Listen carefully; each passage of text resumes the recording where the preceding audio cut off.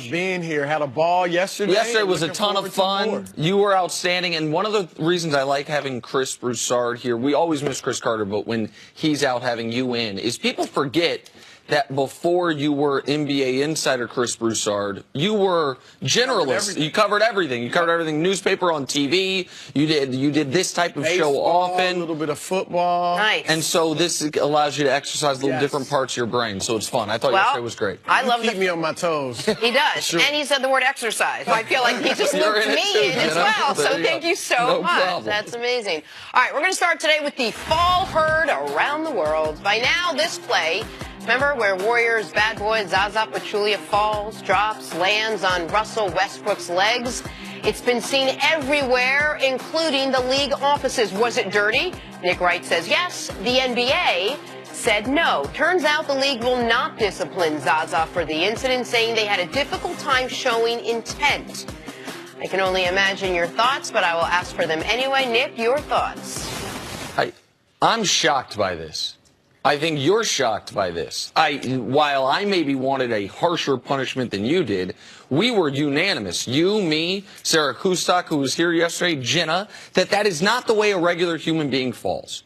And that while falling, aiming your, I guess it was his left hand for Russell's crotch, and then letting the entire brunt of his weight fall on Russell's lower legs was obviously intentional. And that's even before we get into the long, grotesque track record of Zaza Pachulia. The NBA typically gets these things right. They got this wrong. And I will go a step further on this, which is last night when the Warriors were playing the New York Knicks, a Knicks team that since they lost Kristaps Porzingis has been basically one of the tanking teams. They just have too many wins to actually get in the tanking conversation. The Warriors could have punished him on their own. The Warriors could have said, Zaza, you're not playing tonight. And they opted against it. I am shocked that the NBA, Kyrie Irving said it's got to stop. Russ said it's got to stop. Damian Lillard. Like, the stars of your league look at this guy as a menace. And the NBA typically is great on things like this. I knew that the NBA wasn't going to kick him out of the league. I didn't ask them to kick him out of the league. I was hopeful. You wanted the Warriors to kick him out of the league. I wanted the Warriors to have a conversation about, do we actually need this guy on our team? But I knew likely that wouldn't happen. But I am very surprised that the NBA didn't fine him or suspend him for taking a dirty cheap shot at the reigning MVP. I'm a bit surprised. I wouldn't say shocked, but like you said yesterday, we talked about it. I thought he'd get a one-game suspension. I thought that was deserved because to me, he just fell on purpose. He didn't have to fall. He didn't lose his balance. He didn't get tripped. Now, the NBA and some other players, Kevin Durant mentioned it, they thought Nick Young tripped him. Now, it's hard for me to tell. Like I said, I thought he fell on his own. But if the league believes and they saw evidence that Nick Young tripped him, I get where they're coming from because every time a guy falls, even if he has a reputation as a dirty player, you can't just fine him or suspend him. Let me ask you this, because all of us have tripped. All of us have fallen down when we didn't mean to. And all of us who aren't pro athletes are able to brace our fall, are able to, assuming you didn't just get hit by a car. Like, if you're walking across the street and you trip on the sidewalk and there's a puddle in front of you, even while falling, you can avoid it. Even if Nick Young led to the beginning of his tumbling, if you will, his hand placement and his body placement were not that of someone trying to avoid Russell Westbrook. It was someone trying to hurt Russell Westbrook. Well, was he trying to hurt Russell Westbrook? I'm not going to say that. Was he trying to make Westbrook feel him and put a little pain to him? Yeah, but that happens in professional sports. I was talking with a Warriors player yesterday, texting with one, and they don't have a problem with Zaza. They feel like, look, stuff happens in this league. This is a contact sport. To single out Zaza Pachulia, because we were speculating maybe the players need to talk to him. They're like, About what? This happens in the NBA. And let me say this, because we talked yesterday, you felt like Zaza doesn't even deserve to be in the league. He's reputed as one of the dirty players in the league. But in 2016, the LA Times, Los Angeles Times, did a survey of head coaches, assistant coaches, and players. Not all of them, only about 24.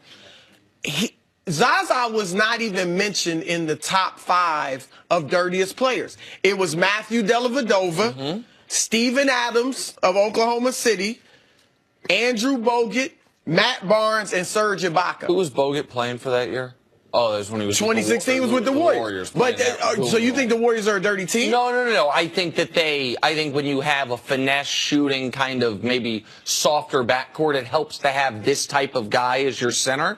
But the Pachulia, I also wonder, again, you mentioned the small sample size also. I think, was that the year? Was he with the Hawks then or the Bucks? He wasn't. 2016? Pachulia, yeah. He wasn't a super relevant But he's been player. In the league a long time. Listen, he's been in the league over a decade. Well, it's also a little surprising that the NBA didn't factor in past behavior at all when making this decision. They literally looked at just this play clearly as an isolated incident and said, well, I guess it's hard to see intent. Doesn't that surprise you just a little bit? The whole thing surprised me. In 2016, Pachulia was with the Mavs, not that he had been with the Hawks and Bucks prior to that. Here is the other thing that not only surprises me, but I want to make a distinction. Because I heard my good friend, our good friend Colin Cowherd say this. I heard other people say, you alluded to it as well. We've had Bill Lambiers. We've had John Sallies. Bruce Bowen. Well, Bruce Bowen, I'm going to not include in the category I'm about to talk about. Because there is a difference between guys who commit hard fouls and guys who take cheap shots. If Russ was in the air, right, and you want to meet him in the contest and knock him down, that is part of basketball. That is an intimidating factor, and that is a physicality that guys know come the cost of doing business in the league. Guys do feel like undercutting the player is incredibly dirty. Right, and I'm not talking about undercutting. I'm talking about the hard foul where you come down hard on the guy. We know that that's part of the game, and I'm not trying to remove that from the game. But Pachulia's stuff, hitting a guy when he's prone on the ground. Look at the ball in the still image. Steph Curry's at half court with the basketball by the time this happens. Like the things that he did to the thing he did to Kawhi Leonard, where guys are truly defenseless, is so different than having a guy where listen, you come to the rim, you're going to be met with some force. Like, I draw an enormous distinction between that. But people talk about Lambiers' clothesline. Again, that was a very dirty play, but that's a guy going to the basket. But Lambier also, or Robert Parrish, went up behind Lambier and punched him from behind because of how dirty Bill Lambier was. But also, look, I don't think Bruce Bowen is a dirty player, but most people did think he was a dirty player. And here's where the hypocrisy comes in. If you have that player on your team, you like it. If he's an opponent, you don't like it. We saw Greg Popovich absolutely go off on Zaza Pachulia last year when he injured Kawhi Leonard for running out under him after he took a jump shot. Bruce Bowen used to do the same thing. And Popovich defended it when the league went at Bowen. They defended it. So my point is, the Warriors don't see a problem with Pachulia. I think you're singling him out unfairly when there are a lot of players that when I can get an elbow into your gut, when I can do something that is going to make you feel me and maybe intimidate you at some point, I do it. That's what a lot of players do in the NBA. Yesterday you brought up a really good point that maybe some of the players on his own team would start taking issue with it, thinking when there is retaliation, it'll be on us and maybe not on Zaza. But you're saying you actually texted with someone who was like, we have no problem with this. They're not worried about because they feel like there are other guys from other teams doing similar stuff. Now, maybe not as egregious. I'm with you that I thought that was fake yesterday. I thought he fell on purpose and then tried to put his weight on Russ. Do I think he was trying to hurt him permanently or injure him for the season? No. But do I think it was a dirty play? Yes. But stuff like that happens throughout the league. I just mentioned several guys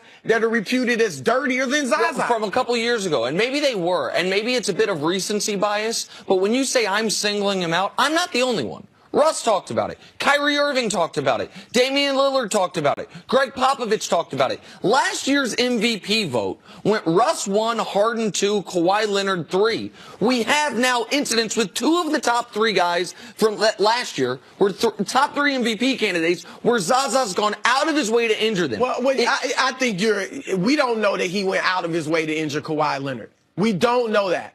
It's a 7-footer closing out. That's a play a lot of people make. It looked like an unnatural closeout to me, and it was unnatural enough that the NBA changed the rules after, or put an emphasis on that play in particular. That was like the tip of the iceberg. That was the last straw. Sure. But the last point on this, and I know that this caused some controversy yesterday. I do have a problem with the general consensus just being that's what Zaza's there for. He's there to be a goon. He's there to be an enforcer. Not only do I think there's not a place for that in today's NBA because the game has changed, there's certainly not a place for it by over-the-top cheap shots when guys can't defend themselves, and there shouldn't be a place for that on a team that supposedly is the most advanced, greatest team of the era. You want the Warriors to get rid of him.